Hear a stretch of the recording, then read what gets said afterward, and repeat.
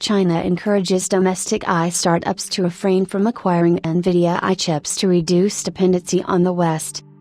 China is now advising AI startups to refrain from acquiring AI chips from NVIDIA to reduce the influence of U.S. policies over the regional markets.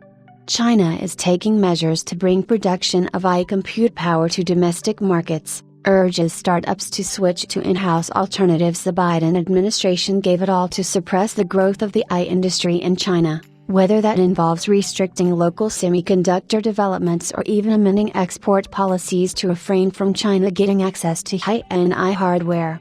While China did find multiple workarounds to such U.S. policies, such as GPU renting and leveraging black markets, the AI tech giants such as ByteDance and Alibaba were heavily influenced by the restrictions, ultimately creating new troubles for governments and the growth of AI-focused businesses. Bloomberg now reports that Chinese regulators are recommending AI startups stop buying NVIDIA's H20 AI accelerators, citing that a potential ban would create new problems for such businesses. This move is an attempt to push Chinese AI startups onto the global frontiers without them relying on technology from the West and instead focusing on resources available through in-house sources.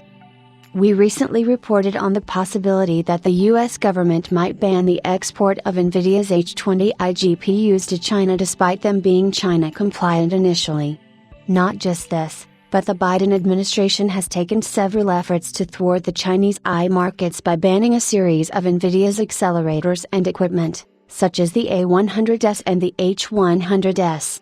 In light of this, multiple firms, such as Huawei and ByteDance, have presented their in-house solutions for the markets, and they have gained decent sales traction in the past, but dependency on NVIDIA is still huge. The importance of Chinese consumers to NVIDIA is immense, given that the region accounted for 12% of the firm's quarterly revenue, at around $3.7 billion.